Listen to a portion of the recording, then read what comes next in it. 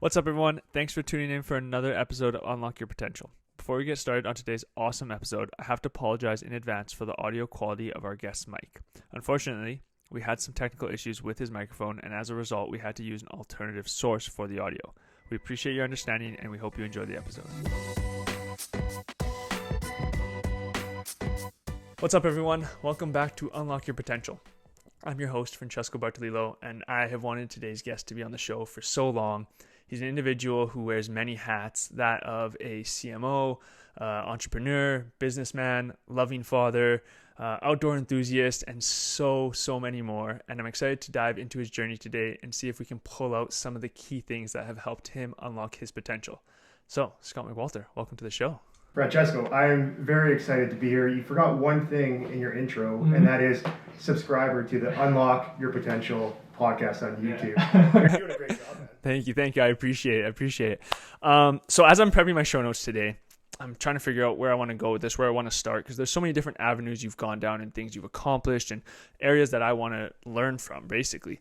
And as I'm doing this, my fiance, Erin, walks in and she goes, "You know what I want to know? How does he stay so freaking fit?" So why don't we just start there? Because fitness is clearly a big part of your life. Obviously, visually, you're in good shape. Just talk about that a little bit, that fitness. How important is that to you? Because clearly it's something that you've shown on socials. You've done a bunch of challenges. Just talk a bit about that world, and then we'll get into the business and the boring stuff. Great first question. So it actually kind of reminds me of one of your previous podcast guests. And I would tell you, when I watched that podcast with the two of you, there was one thing he said during that episode where you're reminiscing about all of the work that you're putting in leading up to these big games through practice with your coaches. And he's a big picture thinker. So are you. And he'd always ask other teammates, like, why are you in this? What are you in this for? Because it got them thinking big picture. And it reminded me of when I was playing soccer. We had a team here in Prince George, and we were training for the under 18 provincials. We ended up winning the provincials. It was the first time a team in Prince George had done it in quite some time. And a lot of the reason why we were victorious in the provincials that year was because we took our training collectively as a team to a whole new level. And we had this one gentleman, he was our manager, but also he trained us in dryland throughout the winter, and he'd lead these spin classes. His name's Rob Traxler. Still runs group fitness classes at the YMCA today. Beautiful human being. And I remember we were all on these spin bikes, and we're at minute 55 of an hour class, and we're all just sweating, and somebody asked him, they're like, "Why are we doing this, Rob? Why are we not kicking the ball around? Why do we have to train this hard for soccer?" And he stops, and he looks around, and he goes, "You think I'm training you for soccer? I'm training you for life." I'll never forget that. We were 17-year-old kids. And at that point in time, I realized, okay, there's more to it than just this game. Like, what we are doing right now is going to be all the success that we have on the field. Amazing. But downstream from that is going to be the trickle effect that goes into your future career, that goes into your education, that goes into your relationship with friends and family. Like, that is what we're training for. And so to answer your question, I think one of the best things we can do as human beings is have an audaciously aggressive daily commitment to breaking a physical sweat and breaking a mental sweat. Simple as that.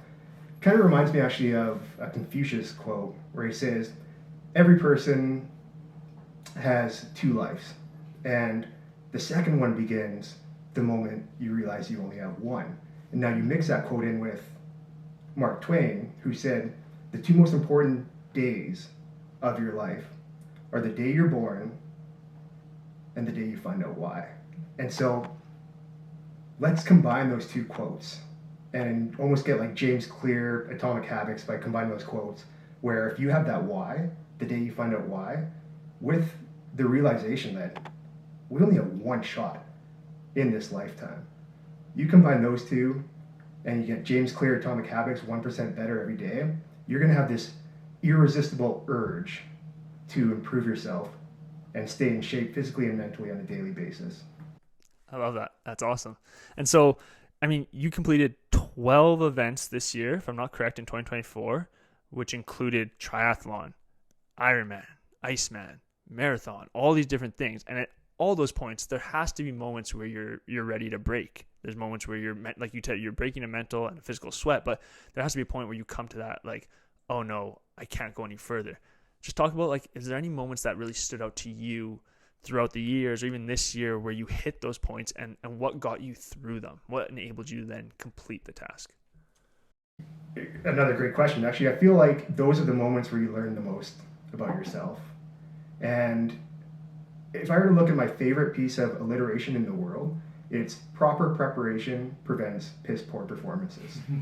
So, like, I could have showed up today and maybe started thinking about this podcast half an hour ago, thinking, what kind of questions is Francesco going to ask me, and what are some of the topics that we can discuss? And instead, I started preparing a week ago. I put together many documents with different subjects, and I've got all these different topics that I want to discuss with you because I want to learn a lot about you today as well. I'm not even going to touch this because preparation in anything is going to facilitate whatever level of success you're looking at. So when I committed to these goals of 2024, it's the most aggressive race season I've ever put on paper. Yeah, I was gonna say, because I know you'd posted it was it 12 events? Is that what it was, or is there more than that? It was probably around 12. I don't know the exact number, but it was very ambitious. And what happens is, and I try to take this goal setting philosophy in all areas of my life, is there's so much value to thinking on paper, because I truly believe as soon as you write something down, I love writing it down, whether you're putting it in your phone or typing it on a laptop, it's good, that works too, but I just love writing it down, because as soon as you write something down, not only have you mentally committed to that goal, but you've already in a way mentally achieved it, which leads in my way to a quicker path to physically achieving it as well. But to go back to one of the original questions is, did I ever find these times where it was hard and where I might have faced some obstacles? Absolutely. Like, and there's this gentleman, his name's Naval Ravikant, and I'm not sure if you know. No, I don't. He's a very public intellectual. He's one of the founders of Twitter, one of the founders of Uber. He's like an angel investor, basically. Brilliant guy. One of my favorite public intellectuals. And he always says, if you're not lying in bed, awake at night, unable to sleep, thinking about a goal that you have coming up, then you don't want it badly enough. And one of the major obstacles I faced actually was I signed up for a run in Iceland. It's the Midnight Sun Run. It's actually really cool because it's in June when it's perpetual daylight in Iceland. And it's in Reykjavik. There's daylight 24 hours a day and so they started actually at midnight. Cool. And so I get to Iceland and I'm there for just over 24 hours. And my mom was in Scotland at the time. And then it was during this time where she actually had some heart issues. She woke up in the middle of the night and her heart was beating out of her chest, and she went to emergency and discovered that she had actually a leaky heart valve. She needed open heart surgery, which happened subsequent a few weeks later. So I had this run coming up. It was 2 days in advance, and I made the decision that I had to go to Scotland, and I was going to leave the next morning. And so what I did was I booked my flight, but I'd already committed to this goal to run this half marathon in Iceland. And I think it was 7 p.m. at night. I went to this black sand beach, just a random black sand beach on the south coast of Iceland, and there's this plane wreck there. So there's a little bit of a trail from the parking lot to the plane wreck, which was a 5-kilometer round trip. And I said, I already committed to this goal, I'm not leaving until it's done. And so I just pulled up to this black sand beach and I ran to that plane wreck and back until I got to that half marathon distance. Wow. Like zero carbs in my system at the time. I wasn't doing any of the necessary steps to actually have a sufficient run. But that goes back to the power of committing to that goal on paper, because it's a promise to yourself in a way. And when you make those promises to yourself and you break those promises to yourself, you lose self-respect. And self-respect is really probably the number one thing that people should build upon on a daily basis. Right now, we're in a world where external validation is kind of up here, and self-respect is almost taking a back seat. Like, if there's anybody listening or watching this podcast that may want some advice, it's like, try to shift those so you're going after that self-respect and not caring as much as that external validation. Definitely. I think that actually, I think it was me and you actually had this conversation briefly on the track up at the sports center, but we were talking about my November 30-day challenge I have going on right now with the cold plunge, the 5K run, no sugar, no booze, etc. And so are those the 4 variables then? Or? Yeah. So the variables are 5 kilometers every day, cold plunge for 3 minutes every day, no alcohol, and then no basically like sweets, so desserts, candy, sugar, pop, etc. So those are the 4 variables. And I think it was you who had said to me, we were talking about, I was like, oh, like really I could get away with posting whatever I want on social media, nobody would know. And then you were like, yeah, but you would know. And it was like, that's exactly it. Like, I'm not doing this because my 30-second reel on social media that gets 500 views is really driving me. Like, that's not, in all reality, that's not the motivational factor. It's that I've set out this challenge. I've set it for a great cause, which is to raise awareness and raise funds for men's health. And I said to myself, this is what I'm going to do. And it's actually funny because I thought I was going to have more moments where I started to waver and be like, oh, I really want this candy. I really want that drink.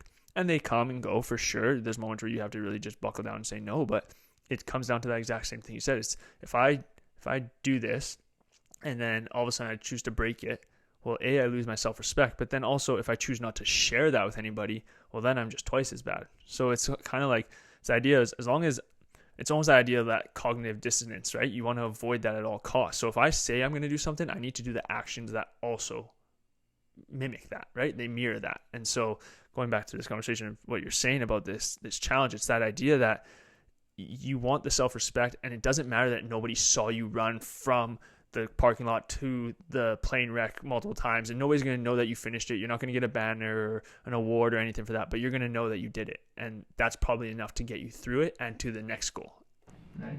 How's your inner dialogue? Like, every time you complete that 5K run, every time you finish that plunge, that ice bath, every time that you say no to the sweets and no to the alcohol, like, is your inner dialogue, your correspondence with yourself, are you saying, Francesco, good job, way to kick ass today, good job, you're staying the course, we've got 8 days left and you're there? Is your inner dialogue like sending you those positive thoughts? I don't know if it's one consistent inner dialogue. I think it varies on the day depending what I need. Like the day where it's really hard. Like there was the other day I forgot to cold plunge, and not forgot.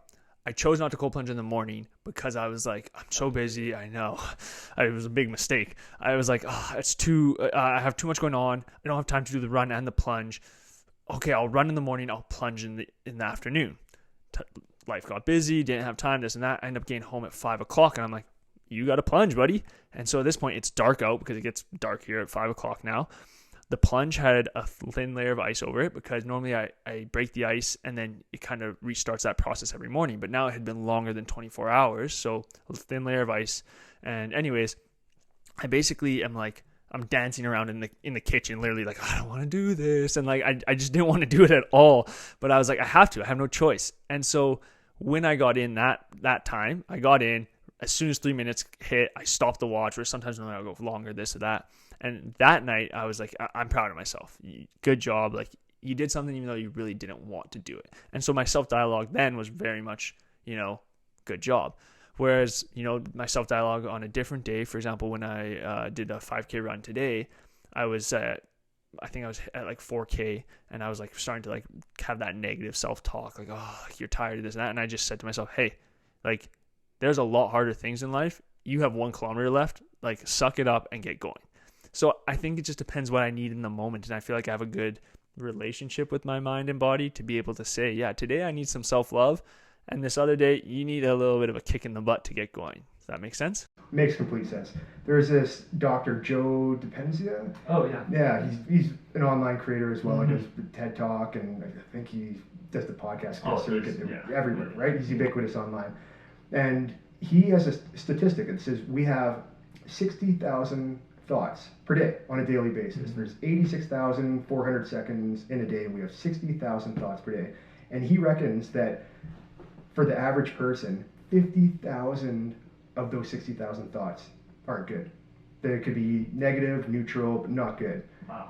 Those aren't good odds. So if there's one skill set, like a very underrated skill set that I feel people could incorporate in their life, or at least make an effort to incorporate into their life, it's improve that internal dialogue with yourself and do whatever you can to try to change that percentage of positive thoughts coming in throughout your day. And a lot of times we're so hard on ourselves as human beings. Like, you spill coffee on your shirt and you'll call yourself an idiot. What are you doing? If your best friend did that, you laugh it off and be like, hey, I got an extra dress shirt you can wear if you want, no big deal, like, let's get on with our day. So improving that inner dialogue is something I've struggled with a lot myself over the years, and I've been making a lot of extra efforts over the past year to just improve that correspondence internally. I think it's funny because it's such a topic that is like, I feel people think it's very like, hippity hoopla, like it's not, there's nothing tangible about it, right? They say, oh yeah, positive thoughts, what can that do? But if you look at those numbers you just said, 50,000 out of 68,000 being neutral or negative, what you think about all day, it's impossible for that to not have an impact on you mentally and physically. And that's going to have an impact on everything you do, because you can see it.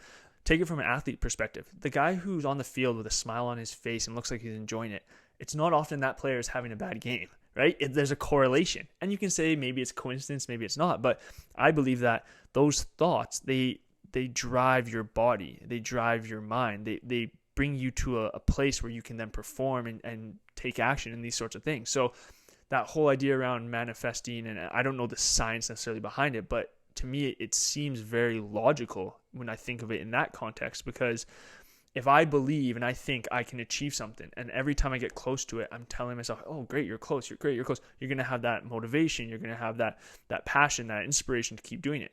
If every time I'm trying to achieve something and I tell myself, oh, you're crap, you didn't get there today, you didn't get there, it's going to take, you can almost like visually see people just crumble and go into themselves.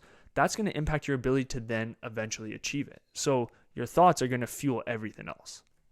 Yeah, absolutely. And they say, like, you're the sum of the 5 people that you hang out with the most, or you're the sum of the 5 podcasts that you listen to the most. But like Marcus Aurelius always talks about, or in his meditations book, is that you are the sum of the quality of your thoughts throughout the day.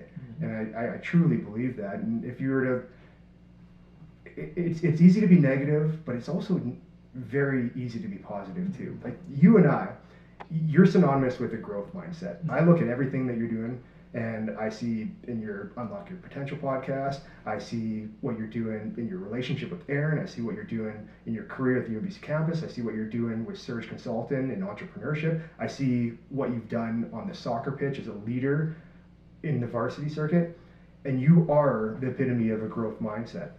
I appreciate that. With that said, whether you're in a leadership position or not, if you are living in Prince George or Northern British Columbia in the year 2024, you're part of the luckiest 0.0001% of human beings that have ever lived in the history of the universe. There's been 100 billion people that have, since Homo sapiens arrived 300,000 plus years ago, there's been 100 billion people that have lived on this planet since then. I just recently turned 40 in October, and the number one question I was asked is like, how are you feeling? You're 40 years old now. Like, you feel old. Like, how are you feeling? My answer is always, there are literally billions of people throughout history that never made it to the age of 40. And you could say that about any age. If somebody's turning 50, 60, 70, 20, doesn't matter what age you're turning, there's people that never made it to that age throughout time. So we are living in 2024, part of the luckiest 0.0001% of humans that have ever lived. Absolutely. Yeah, I agree 100%. Okay, I want to veer us a different direction because there's so much good stuff here, and I know we could talk about this topic alone for hours. So let's start a shift. We talked about this element of fitness and all these good components that come with it. You clearly have a jam-packed schedule, like between, again, staying fit and all the activities you're doing, between, being the chief marketing officer at Brink Group, which is a large company and very demanding. Your own business with McWalter Media. Like, you got so much going on. You have a family, all these things. How do you manage this time? Because I don't know about you, but for me, I have a lot going on, but also not as much as others, and I feel like there's just not enough time in the day. Well, Francesco, if you want something done, ask somebody who's busy. Mm-hmm. That's the mentality that I operate in. And we just had the UMC Legacy Night, a fantastic event. And if there's one thing you learn as a varsity athlete, it's time management skills. I played varsity soccer back in 2006 and 2007, before we were even in the league yet. Mm-hmm. We used to go down to Vancouver or the Okanagan and get thumped 9-0 to try to prove that we belong in the league. We clearly didn't at the time, but eventually, like, thanks to athletes like you, you hey, the foundation was there though. The foundation started somewhere, and that's important. So if there's anybody young listening to this podcast or watching this podcast that's looking to maybe find a way to be more productive in life, or take on some extra responsibilities, or even just handle the responsibilities that are currently on their plate, it's do whatever you can to increase your time management skills. And a lot of times, it's just having a good routine and a good calendar, or good calendars. I like operating with 2 calendars. So I'll have my digital calendar, mm-hmm. and I'll also have a physical calendar where I'm writing it out. So same thing on both? The same thing on both. And that way I've got the digital version, but there's something... There's magic in writing it out as well. It sticks better. It's more sticky, and it just becomes ingrained as part of your subconscious. It's just different. I have a checklist over there that I write out a checklist of every to-do I have to do, just because it's just hits different, right? Yeah, absolutely. So I feel that, like, time management skills, doing whatever you can to really make it a strategy to have that tuned out, but also morning routine. Morning routine is huge, and I know you're a guy that likes to get after it right away, and you're saying you like to do your ice bath early as well as your workout. Why? Because you get that done, and that momentum trickles into more momentum. When you burn energy first thing in the morning, I really believe, like, you're burning, like, stagnant energy. Mm-hmm. And by burning that stagnant energy, it is being replaced by good energy. It's not like you just take energy out of your system and it's gone. Mm-hmm. We're getting after it first thing in the morning, whether it's a swim, whether it's a run on that treadmill, that 5K, whether it's practice, whether it's a walk with your dogs around the block, whether it's a yoga class, whatever it is, start your day with some body movement, and you're going to be energized throughout the rest of the day and unstoppable. Yeah, and it's interesting because that's that idea of every time you can finish a task, you just have more self-belief that you can do more tasks. So, and the harder they are, the more belief you're going to have. So for me, I know, and I'm sure there's health benefits to the cold plunge and that sort of thing, but the hardest part for me is the 1 minute before and the first 30 seconds in there. And those are the most important minute and a half for me, because that is the time where I'm exercising discipline, where I'm going over that hurdle and completing the task. And then the next thing, the 5-kilometer run. And every time you get over this hurdle, you just have that little bit more self-belief that, I can do something. I can complete this. And then later in the day, all of a sudden you have a bigger challenge, and it's like, well, look what I've accomplished today. Who's to say, who can stop me, right? You have that belief. And I find that when my morning routine starts to fade, or I'm not doing as much, or it just goes to crap really, it trickles down, but in the negative way. And I've noticed it time and time again. As soon as I stop getting rid of my morning routine and I stop doing, maybe it's exercise, maybe it's cold plunge, maybe it's, like you said, just going for a walk, whatever it is, as soon as I start to do that, what happens? I start to hit the snooze button. And then how does that affect? I'm not sleeping as well. So what I do at night? Well, at night I'm scrolling. And all of a sudden it's just like you find your whole day is now just affected because of one thing. And so I know there's a lot of people in the world of business. It's almost divided. There's the people who believe that you need a good morning routine to get you going. There's those other people who, the Alex Hormozis of the world, who I love, but he's very much on like, no, just get up and start doing work, right? Morning routines are a waste of time.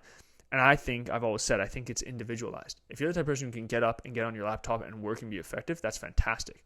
But if you're somebody who finds yourself not being productive throughout the day, then maybe you do need a morning routine. And maybe that hour and a half that you take is saving you hours later in the day because you're a little bit sharper, a little bit quicker, a little bit more willing to, right? So what's your take on that? Like, obviously you like the morning routines, but do you think there's validity to the side of people who say it's a waste of time?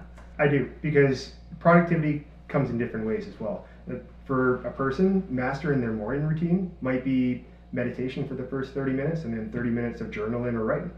And then they might work for the first 3 hours a day, and then they get after it at lunch for body movement. I think just having a routine that works for you is key. For me, it's starting the day with body movement. That's what works for me, so that's what I do every day. For other people, it might look different, but if you have that morning routine with consistency and also leveraging another superpower, which our friend Andrew Huberman online will attest to, is sleep.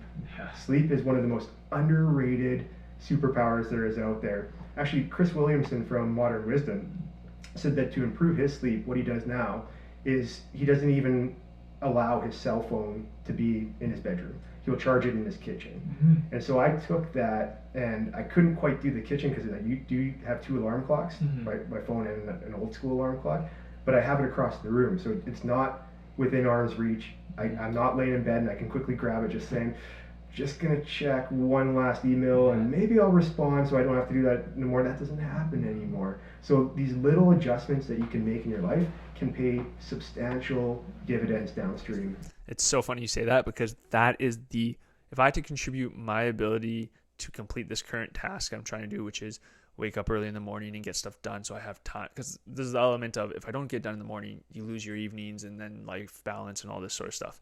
The one contributing factor that I would credit the most to me being able to do it in the mornings right now is putting my cell phone no longer on my bedside table, but it's across the room and it's right next to the light switch. Because the first thing I do, I get up, I have to get out of bed, feet have hit the ground already, I'm up, and then I turn on the light switch. Boom, light happens.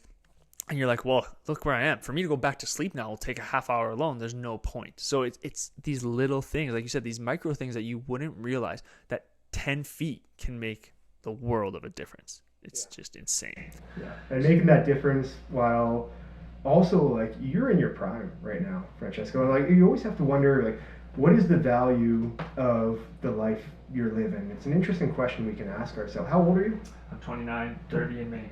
30 in May. Oh, yeah. That's a big milestone. Yeah, it's coming in hot. Let's just say, like, let's fast forward 50 and a half years from now to when you're 80 years old in the future. Like, say you have an unlimited amount of money at 80. You hit it big, you're a billionaire, whatever amount of money. Like, what price would you pay at 80 years old to come back to the version that you are right now at 29 and a half? Would you pay 100 million? You pay I would pay my entire net worth probably. So you had $1 billion, so you pay $1 billion. That's the value of the life you're living right now. It's $1 billion life. And I think people need to start having a mindset of, like, how lucky they are to be at whatever position of life they're in.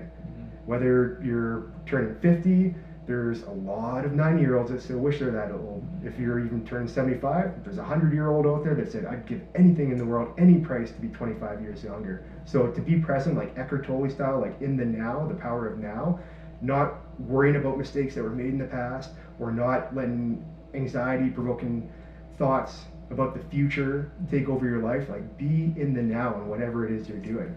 Yeah, absolutely. And it's funny because if you look at, like, I think that ties really nicely into when people are thinking about what they want to do with their life, whether it's career, whether that's passions, hobbies. It's almost like when you start to live in that context of, like, oh, these next 40 years, 50 years that I have, that is the life. That's the life you're given. Well, it almost gives you that little bit more motivation to say, I'm going to do what I want to be doing. Because in the end, like you said, no amount of money is going to change that. So if you don't love what you're doing, but you're making a bunch of money, and you're like, yeah, I have a bunch of money, but for what? For what purpose? You know, the guy, there's this great story. It's, I can't remember who tells it. It's on one of the podcasts, but basically the story is that there's this fisherman and a guy from America comes across, and it's somewhere in Asia, and he basically says, oh, like, you're doing this fishing, you're catching all these fish. What you should do is you should hire a couple extra fishermen. And the guy says, okay, why? He's like, yeah, well, you hire a couple extra fishermen, then you get a couple extra boats. Then you can go and sell your fish down at the market. Then you can create a business, and then you don't have to work. And then the guy says, so I'm doing all this so I could just go fish every day anyways? So what's the point, right? And it's just that idea of, like, sometimes, modern wisdom. Yeah, it's just that idea of, like, we're so infatuated with this idea about, you know, making money and having all these riches and this and that. And don't get me wrong, I'm a business person at heart. I love entrepreneurship. I love business. And I'm absolutely money motivated to an extent.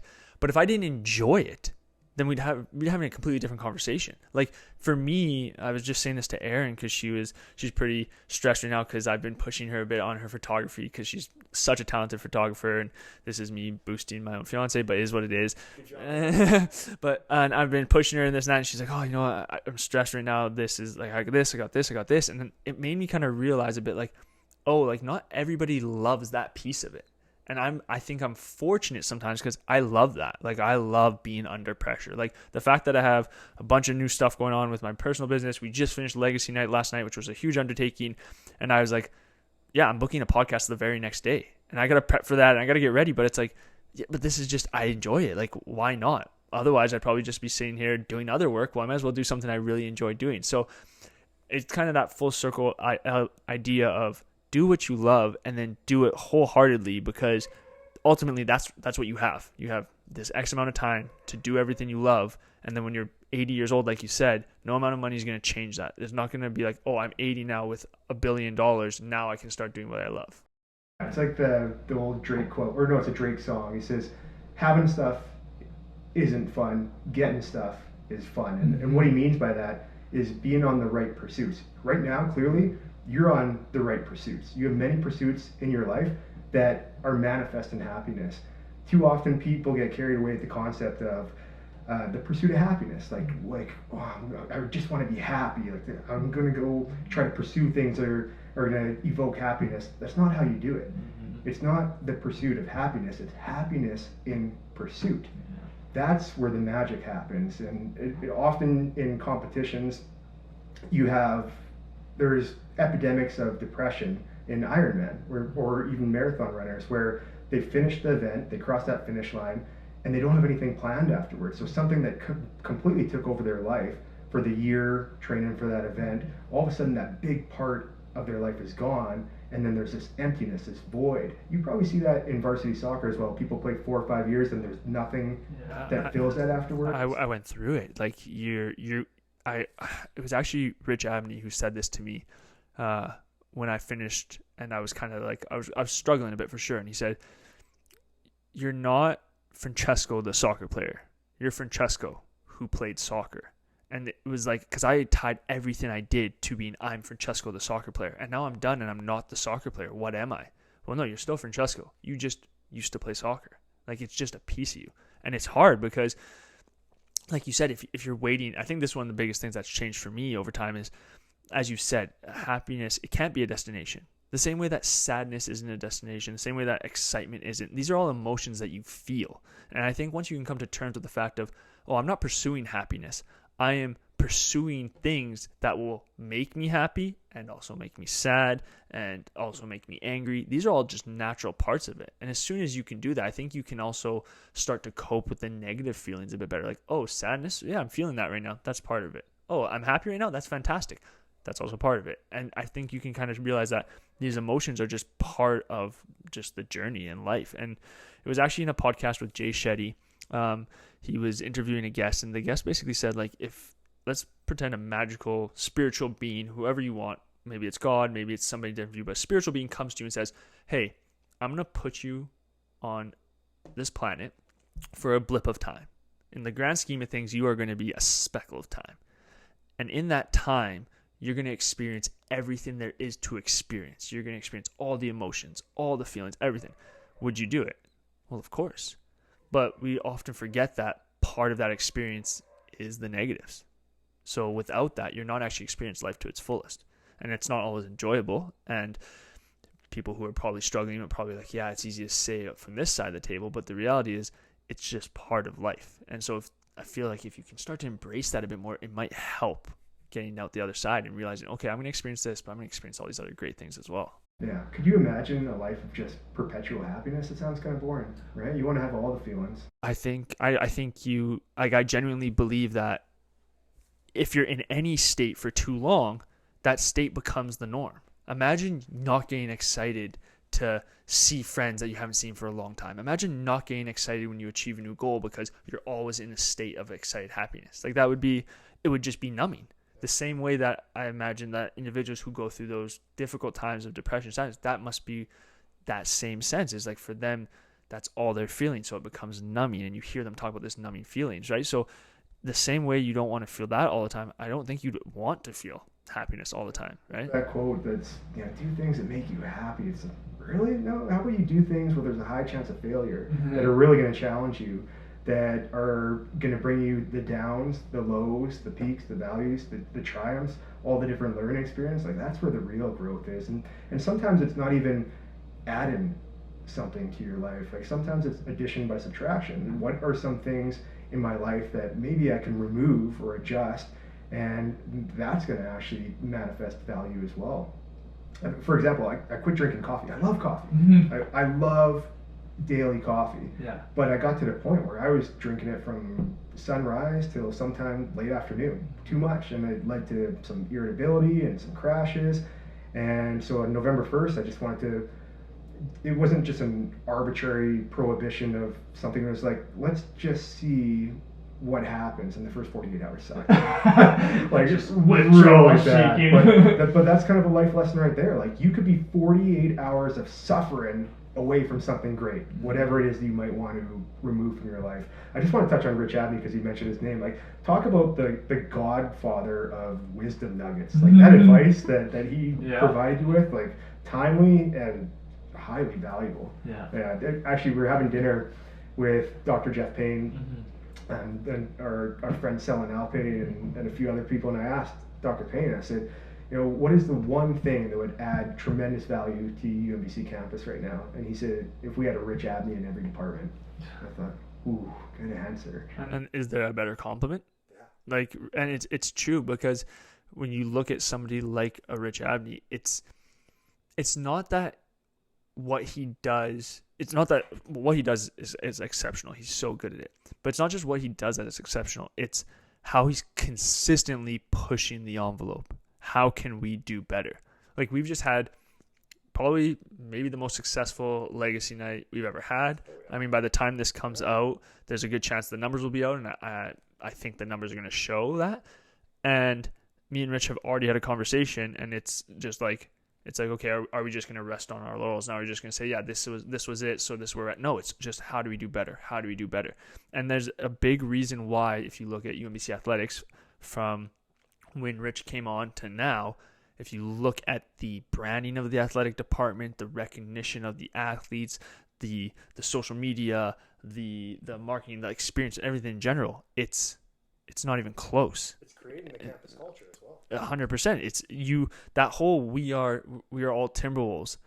That didn't exist when I went there. When I played, when I was a player, from 2014 to 2019, maybe the tail end, because Rich was there in my last year, maybe in the tail end, but for the first 3-4 years, it was not a great, what's the word I want to use? I want to say reputation, but it's like the athletic department, athletes, it was almost like athletes against the school. Like, it really was, like, especially between JDC West and like all these other, there was like internal competition. Like, oh, the Timberwolves, they think this, they think that, whatever. And all of a sudden, this whole shift started to happen, and maybe, and it's just like, oh, now you have all these people who are like, oh no, we're all Timberwolves. It's a thing. And you see this huge in like NCAA schools and schools in the States, that culture of like, people will be like, they won't even say what school they're an alumni of. They'll say, I'm a former this, whatever they are.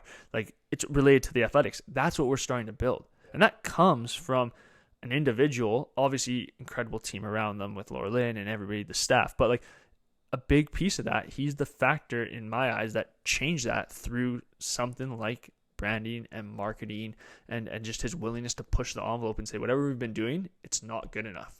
And that culture doesn't end at campus either. It's pervasive. Like, that, it'll pervade into the community, into the region, and all of a sudden it's a Northern BC run as one mentality. Yeah. I have a challenge for you. Do you mind if I give you a challenge? Yeah, absolutely. Okay. Absolutely. It was during that same dinner with the UMBC president, and actually Laura Lynn was there as well, and Murdoch, another beauty. We were talking about what is something that UMBC isn't doing right now that could add a substantial amount of value to not just the student experience, but the whole campus as an entire entity. And I firmly believe that UMBC needs a dedicated podcast that's pumping out multiple episodes per week that features students, that features alumni, that features administration, that features donors, that features staff, that features campus visitors, that you name it. There's literally 15,000 grads now that are all potential guests, as well as all the staff and administration and professors. And I think the right person to host that podcast is sitting right in front of me. I'm flattered. It would be incredible. And I think you hit the nail on the head in terms of something that could really boost it, because that's now you're tapping into a whole different world that I think the university hasn't tapped into. Am I the guy? Maybe. Is it possible? Definitely. It's a matter of, and I think that's a whole conversation for another day, but I think it's a matter of when you're in the institution that has certain things in place that require a little bit extra push for things to get past and that sort of thing, I think that is sometimes the limitations of those sort of institutions.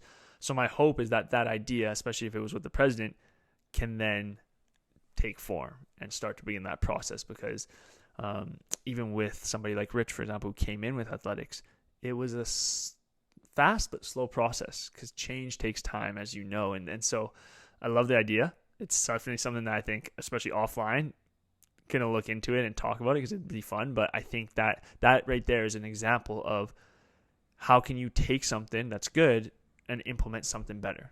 Can we just sit on what we're doing, or can we be better? And that is such a good example of that. Yeah, well, the great thing about ideas, Francesco, is that they're living entities. And I've got this concept with some friends, some videographers, some actors, and we call it vision collision. Because whenever we get together with an idea, it just takes on a whole life of its own, and it just gets massaged and ironed out, and it becomes this whole other thing almost instantaneously, or maybe weeks, months down the road. But the great thing about ideas is they are living entities. They're energy, just like human beings, like you, myself, Aaron. Like, human beings are just conduits of energy.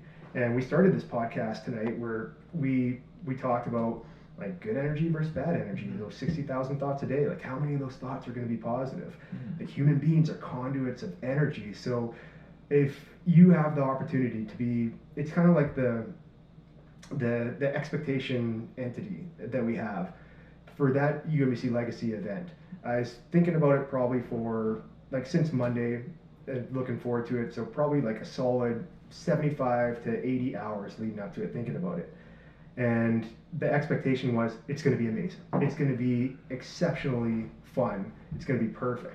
If you have that positive expectation in any endeavor or any event or anything coming up in your life, then that's the majority of time that event's going to occupy in your mind. So say it was 75 hours leading up to it, and then it ended up being a 3-hour event, even if the event sucked. So you get those 3 hours of the negative connotation towards the event, but even doesn't affect the 75 hours that you had positive thoughts leading up to it. And so whatever it is you're taking on in life, just have that undeniable optimism towards it. Even if it doesn't pan out, the majority of your thought process will be before it even manifests. I think it also that ties into that little bit of that self-fulfilling prophecy thing, where it's like, if you're excited about this event, it's going to be great, it's going to be this, it's going to be that, and then you go there, the way you'll perceive things that happen at that event is going to be very different than somebody else. For example, you could go there and all of a sudden you could be like, oh, look at this, like the room looks great, the lighting's fantastic, this, that. Whereas somebody who had this negative perception of it going into it, had a bad day or they've been thinking negatively, will go in and say, oh, that screen's really bright, maybe it's just too bright, or oh, there's a little bit of space in the back here where they didn't fill all the tables, or whatever it is. You'll find the bad in it if you're looking for it, right? And it goes back to that positive energy. It's somebody who's positive, somebody who's feeling good, who's trying to think good, to have those positive thoughts. You're gonna look for that, and you're gonna often find what you're looking for. There's a great a story from Alex Ramosi. He's talking about how he's walking with his wife down the street, and they're walking, and I guess she had bumped into some guy, and this guy goes, watch where you're going, skinny bitch. And she goes up to Alex, she goes, yo, he thinks I'm skinny. And it's like, other people would be so offended, and she was just like, whoa, he thinks I'm skinny, and it's been work, right? And it's that same idea, you'll find good if you're looking for good, but if you're find bad, I promise you're gonna find it. It just depends on what you're looking for. Yeah. Yeah.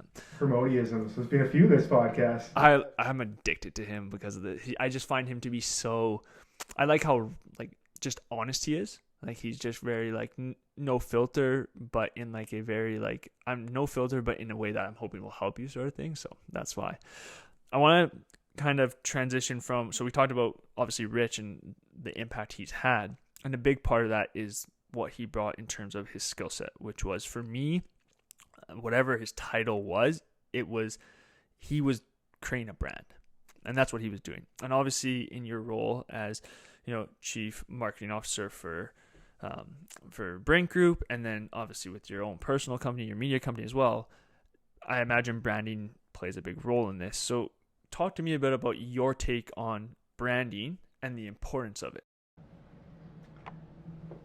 Brandon, to me, is ridiculously and preposterously imperative.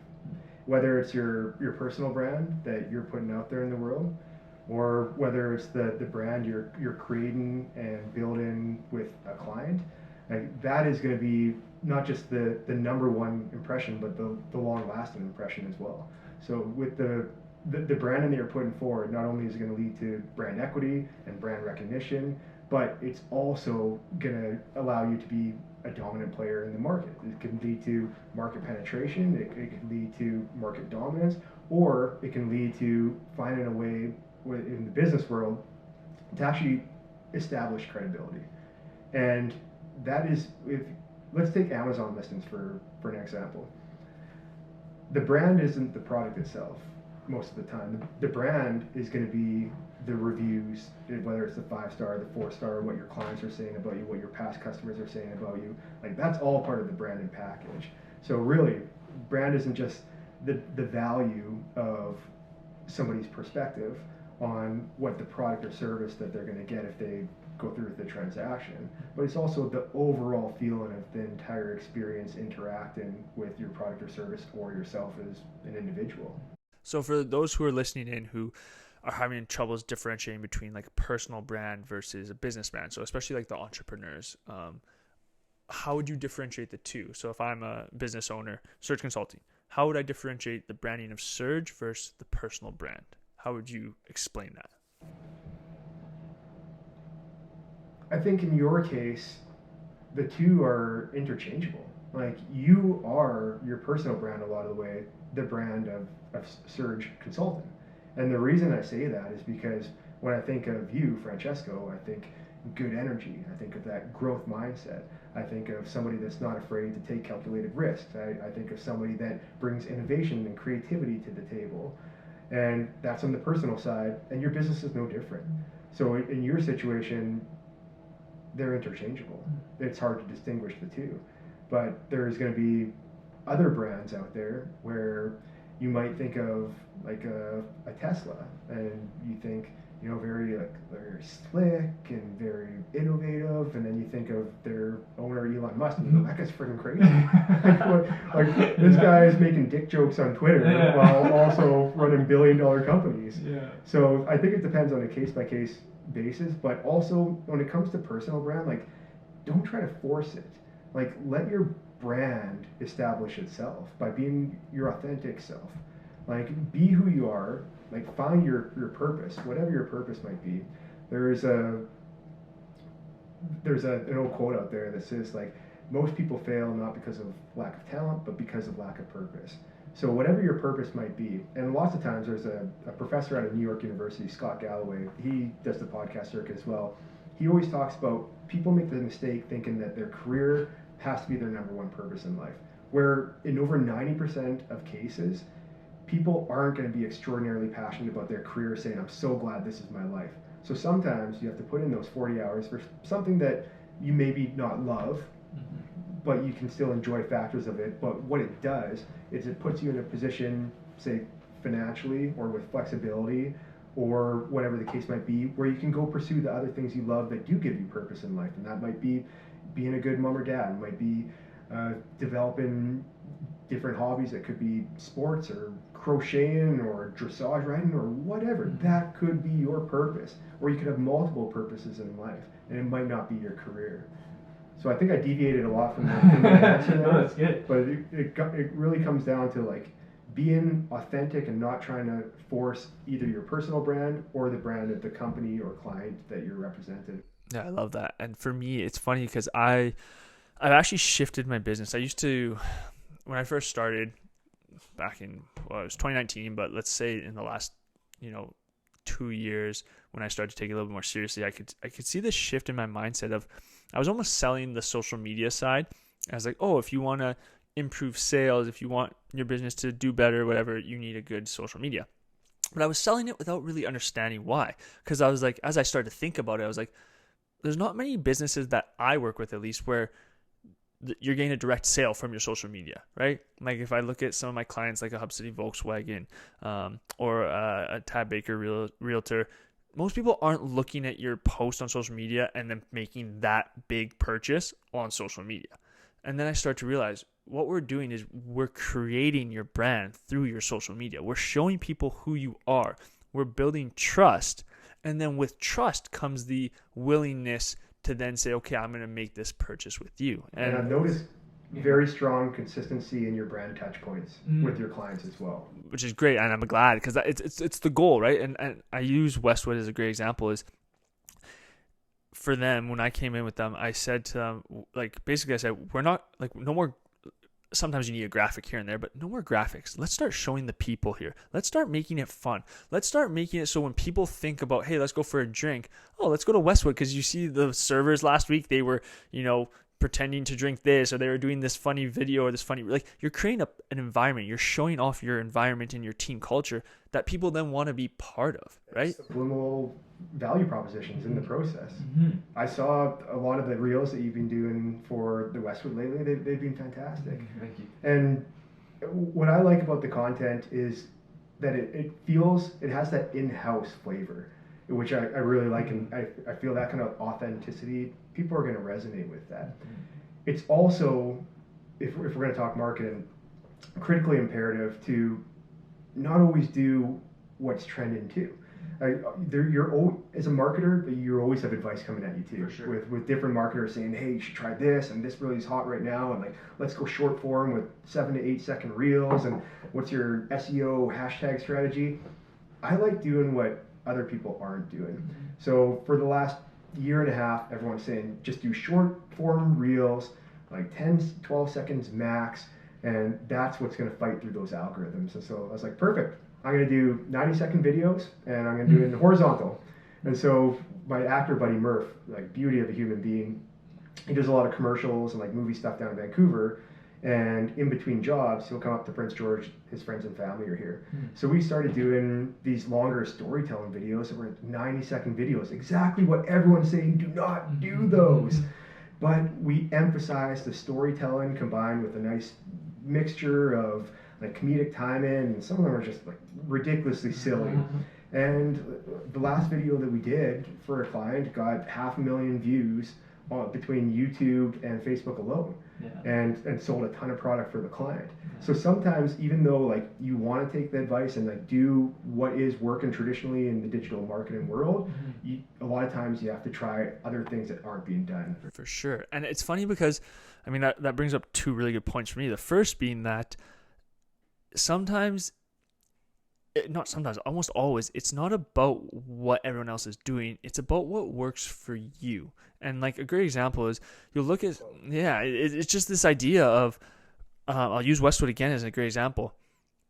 I could go in there, you could hire some great creatives in town. And I know so many HB Media, who's phenomenal, GSP photography by Aaron, these great people who do such good work. Especially photography by Aaron. Especially. But it's I bring them in and we do these high quality videos and photos and all these things, and they don't perform as well.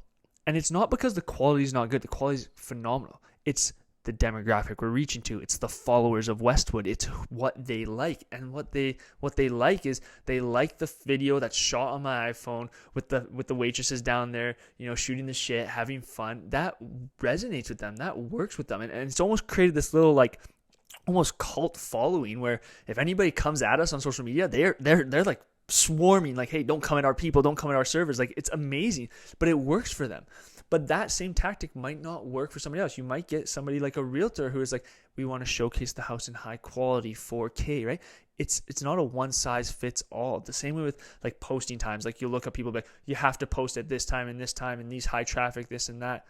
Well, maybe that works for a vast majority, but if all my people, every time I post is at 7 p.m. and it pops off, I don't care that Google tells me I got to be posting at 2 o'clock on a Saturday. My people like being here at Saturday at 7, right? So it's really about figuring out what works for you, not for everybody else, right? What a unique juxtaposition of the marketing world that we're playing in right now is that sometimes being too professional is not a good thing for certain clients. Yeah. It really is.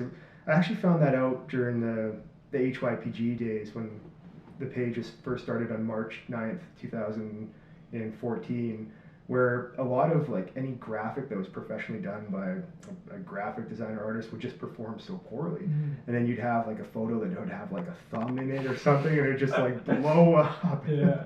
So sometimes you just need to, it comes down to knowing your audience. Yeah. And it's what they relate to, right? Like, again, I'll use HB Media because he's done a lot of video work in the community recently and so talented. That video that he does of, for example, at Westwood of the beer or the burger or whatever might not perform as well as the reel, but then he does a slow-mo of a basketball player doing a dunk and it pops off because that demographic wants that. They want the 4K. They want to see the sweat on the guy. They want to see the facial expression. It's just a different demographic. It's knowing your audience. And it's that idea that you have to know who you're creating your content for and what your purpose is, and that'll help you. And it kind of what tied into the second point of what you had said that got me thinking was people get so caught up in, oh, I need to go viral. I need to get 1 million views. And it's funny because I laugh because I look at, we had a video on Westwood Pub. It was a Wing Wednesday promotion video. And it started with basically one of those transition clips of a bird getting zapped and then the wings flew into the plate. And it was basically funny. And it was just meant to be something fun. It was super unprofessional. That video did 1.6 million views on Facebook, over 2,000 shares, 10,000 likes. Like it was the first post I've ever had that went truly viral. Like the comment section was blowing up. The Westwood Army was in there. But it was funny because all of that, it actually didn't matter for Westwood because people aren't going to come from the southern states or from Alberta just to come to Westwood Pub, right? A video that does 2,000 views, but those 2,000 views are all local people and it has 50 likes, but they're all 50 people who might actually come. It's just as valuable, if not more, than the 1.6 million. I'm glad we're talking about this because there's this like interminable chase for views and virality and like that is the absolute wrong goal because what happens, you have one clip or one reel that goes viral, then what, right? Are you satisfied? You're like, my job's done here? No, like just put out quality content on a consistent basis and then keep adjusting as we go. And that's the beautiful thing about digital marketing is you can adjust on the go. It's not like you made a commitment that's going to be the next 5 weeks that you can't take back. You can adjust on the go. I love your quote or your comment about Westwood too, because what if people are learning about Wing Wednesday or any kind of promotion that live in Idaho or Washington State, like how is that going to help a local pub that's in northern British Columbia? Yeah, and again, it's just about knowing your audience, because for somebody who has an online business, anybody who sells online business and they sell virtually, maybe that does help for sure, because that's 1.6 million potential clients. So it just circles back to the same overarching topic of know your client, know your business, who are you marketing for, because that's ultimately what matters. And I get way more excited about the fact that Westwood videos consistently do a couple thousand and consistently have 60 likes that are all 60 people who come to the pub, who like the pub, who are regulars commenting, saying, oh, I can't wait to be here on Wednesday again, blah, blah, blah. That gets me way more excited than the 1.6 million. Yeah, it was like a little bit of a shock that first morning, of course, but that for me is like, that's a one-time thing, but that doesn't hold any value to the business. And as a marketer, my goal is to bring value to the business, however we do that. So yeah, it comes down to that overarching theme of know your client, right? Yeah. Isn't it wild how algorithms are completely controlling our lives now? That's insane. You all know Harari. He wrote the book Sapiens, and then he had Homo Deus after that. His latest book, Nexus, which came out in last September, he talks about the history of information systems, like how we went from Neanderthals and Homo sapiens from 100,000 years ago, like telling stories around campfires, to the invention of the computer and the internet, and now it's artificial intelligence and algorithms that completely control our life. And it made me really sad in a way. And it's actually something I've been thinking about for many years, with the amount of money that marketers like you and I spend in sponsored ads. Like literally there's millions and millions and millions of dollars being sucked out of small communities like Prince George, British Columbia. They're going down to Silicon Valley in California, and this money's never going to be seen in our community again. When's the last time Meta sponsored a UMBC legacy event? When's the last time Twitter or X, made a donation to the Spirit of the North Healthcare Foundation? When's the last time TikTok decided that they're going to make a major donation to the BC Children's Hospital? You just don't see that, and it makes me sad, because I also remember on like the relationship side, you're very lucky and blessed with your business because you have these personal relationships with the clients. But a lot of marketers out there, they're just strictly purchasing sponsored content from Google or from Meta or whatever. And I saw a Facebook memory that came up. I don't know if you know Ben Meisner, his history here. He had a radio program for many years. He was like this marketing and broadcasting mogul for decades in Prince George. And when I first stepped into a marketing and communications role at UMBC, I was doing my MBA up there, so it would be in 2012. He was still alive at the time. He came up to campus with two colleagues, like two old school radio guys. And like they brought a big bottle of like Bailey's. It was like 8:30 a.m. meeting. They're like, "You want to get your buzz on?" And so like, but I remember purchasing advertising for them. They had this website. It was like Opinion 250. They used to broadcast the UMBC Timberwolves games on there. That's awesome. There's like, you go onto the website, it's like a giant slot machine looking thing. And like, but they would contact us every day, like by phone, like calling up and just being like, "Hey, just, want to know how your ads are doing and how they're performing on the radio and everything." And it's just like this one-on-one personal relationship with these old school broadcasters. And a lot of that is being replaced with just like, when's the last time you talked to somebody from Facebook? It just doesn't happen, right? You're buying advertising from artificial intelligence. Yeah, it's crazy.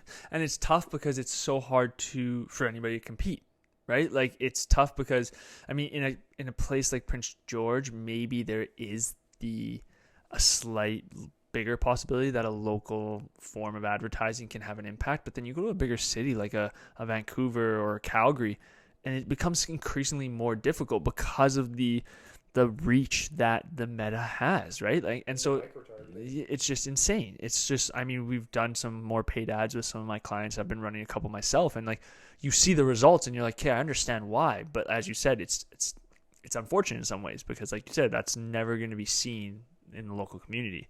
And it's actually one of my clients, Shine Property Services.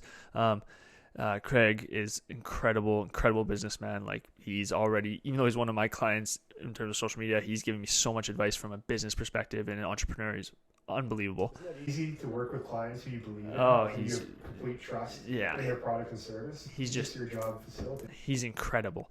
And so anyways, I was talking to him the other day, went for coffee, and I was asking him about like you paid ads because I wanted to start to dive into that more, and I wanted to know his experience with it because my social media stuff is all very organic based branding. That's like kind of my specialty. And so the paid ads, I was trying to get his take and this and that. And it was funny. He said to me in Prince George, I was like, "So like, is the paid ads the number one for you?" He's like, "No." He said the lawn signs crush it for us. He said they crush it like none other. Like it's not even close, he said, which is great because, he's probably getting those made, hopefully, maybe, I don't know, but getting them made at a local place, getting them printed, that sort of thing. And it's crazy, but and ruthlessly aggressive and having them in every corner of every street in Prince George. Yeah, and once you know, I love it. He said he made a post the other day on social media because Shine Property officially had the cops called on them because somebody had called the cops because they have door knockers who go and put stuff on the door, and they're ruthless with their guerrilla marketing. I love it. And he was so happy about it.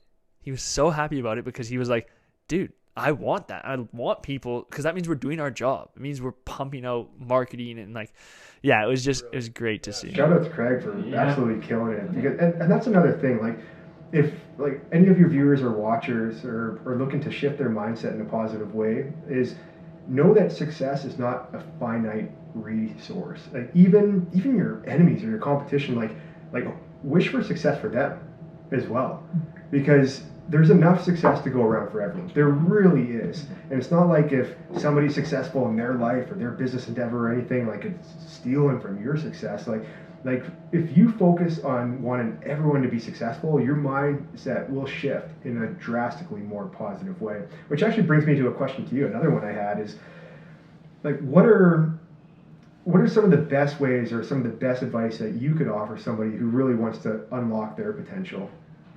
That's great. You've taken one of my questions. Yeah, for me, I have two things that I like to believe I live by. The first one is to, and we kind of touched on it already, but it's to always ask yourself, what can I be doing better? And that can expand to how can I be better? What more can I be doing? But it's this idea of like consistent growth. No matter where you are, no matter what point you hit, if you're not asking yourself, what can I do better? I have the belief, this is my belief, is that if you look at growth from like as though it's like kind of a, it's like this rocket ship going up. If you stop going up, you'll go down. I don't necessarily believe that if you go here and then you can just coast here. I think that if you're not consistently trying to get better, you will then eventually stop and then you will get worse. And it's like our habits. We talk about it like it's like I said, okay, I'm trying to get better every day by going to the gym and doing the cold plunge and running and this and that. Okay, well, I'm just going to coast now. So I'm going to stop cold plunging, but I'll just do this to coast. Well, then all of a sudden now, okay, well, I'll stop doing this. And it just has this trickle effect. So for me, a big one is, just constantly trying to get better, trying to improve yourself. And the second piece for me is, and this is something that I've been bringing into my life more, would be just to kind of be unapologetically yourself. Like, a lot of people, I get a lot of stick for my business, for putting myself on social media. There's a lot of people who poke fun. Sometimes I know it's lighthearted, but there's always a little hint of mean. It's like, like some of the guys when I go coach, like, you're going to unlock your potential today, Fran, or I'll get people who poke fun about my videos or this or that. And I used to let it bug me so much. But now I just kind of say, they just don't know. They have no idea what kind of success I do or don't have from my podcast. They have no idea what kind of revenue I generate or don't generate from my business. They don't know. They're all just based off of kind of what they see. So for me, I'm like, I'm unapologetically me. I'm okay putting myself on social media. I'm okay being the guy who does the selfie video, asking for donations for November, because in the end, some people might be like, oh, that's a little bit cringe or this or that. Well, the way I see it is I've just raised $1,300 for Men's Health. So what that I had to be on a snap for 30 seconds on social media? So what that, somebody who doesn't even know me thinks something, about me and that sort of thing. And it's actually a great quote from Tom Holland on the Jay Shetty podcast. He said, if you have a problem with me, then text me. If you don't have my number, you don't know me well enough to have a problem with me. And that's just kind of like, it's just great. It's just like, yeah. So that's me. Always try and grow. Just always find ways of growing and just be unapologetically yourself. And it's also a sign of strong mental strength as well. Like having that kind of mental strength to just keep doing what you're doing authentically and not worry about the noise. Like the wolf that doesn't care about the opinion of sheep. Like that's the mentality that you have to have. Yeah. And both your answers to that question were very good. I appreciate that. So before we run out of time here, we have a closing tradition on the podcast. And so this is, you can answer in as few or as many words as you like, but it's, if you had to attribute 3 things that have helped you unlock your potential to this point in life, what are those things? It can be a person, it can be a place, it can be an actual quote, it could be anything. It could be an attribute, whatever you think, the 3 things that have helped you the most to this point in life. Love it. Got all 3 right now. So 1, find ways in life to follow these 5 words. Emancipate yourself from mental slavery. And that's actually a line in one of my favorite Bob Marley songs. But what he's really talking about is like as human beings, we're all addicts. We're all addicts. And you can be addicted to good things or you can be addicted to bad things or a mixture of the two. And figure out how to get addicted to more good things than bad. And trust me, there's a lot of bad out there. It could be online shopping, alcohol, drugs, attention, which is probably more addicting than fentanyl these days, porn, gambling, you name it. There's a lot of addictions out there that will just take over and wreak havoc on your life. And to emancipate yourself from mental slavery, you really need to focus on getting addicted and hyper-focused on the right things that are going to add value to your life. Number 2, ask yourself this question every single day. When is the last time you did something for the first time? Because first-time experiences are so critically important in life. Routines are good. Routines are valuable as well, but it's also important to put yourself out there, get a little uncomfortable.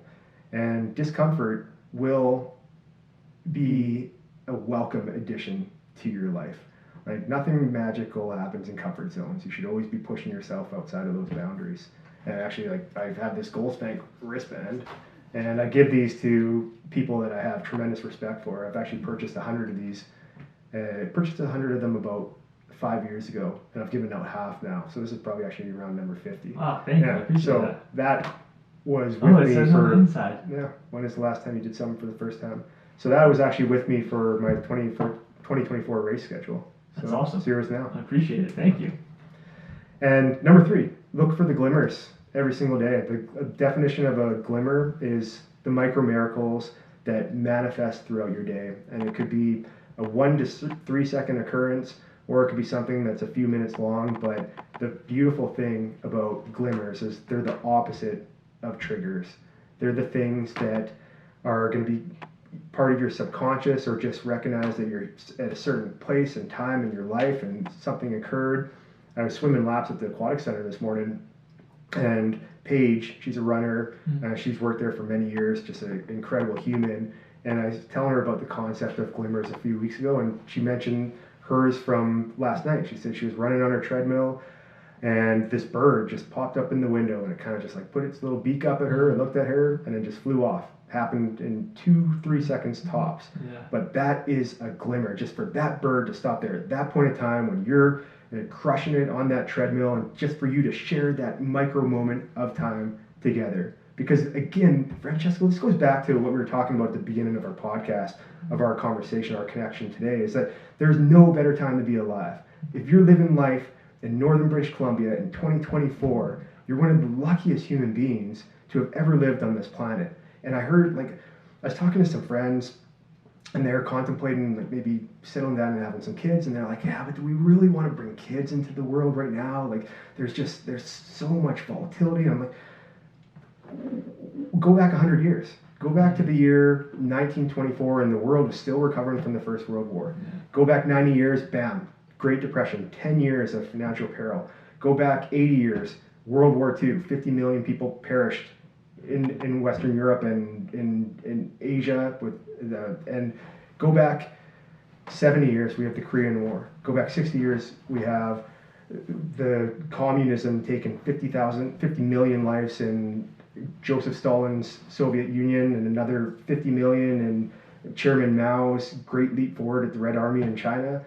Let's go back 40 years. You've got the world looking at this proxy war in Vietnam, which was a complete disaster. You go back 30 years, we've got, all of a sudden trouble in the Middle East that eventually led to 9/11. You go back 20 years, we've got Iraq and Afghanistan. You go back 2 years, we've got Ukraine and Russia. We go back 1 year, Palestine. There's never a perfect time for anything. And that's for business, for any endeavor that you want to take on. There's no such thing as perfect timing, but there is such thing as taking action. Mm-hmm. I love it. Amazing. Scott, I mean, that flew by. I could sit here for hours talking. I think there's just so much there that people can just listen to today. I think there's advice. I think there's things that people can relate to. I think there's motivation. I think I had everything. So I can't thank you enough for being on the show today. Like I said, it's been a long time coming, and I hope this isn't the last time we'll have you on the show. Thank you so much. Incredible. Nothing else I can say. Thank you. Thank you, Francesco, and thank you, Aaron, as well. The two of you make one hell of a great combination, and you're absolutely killing it out there together, and there's only going to be more great things to come, so keep up the excellent work. Awesome. Thank you.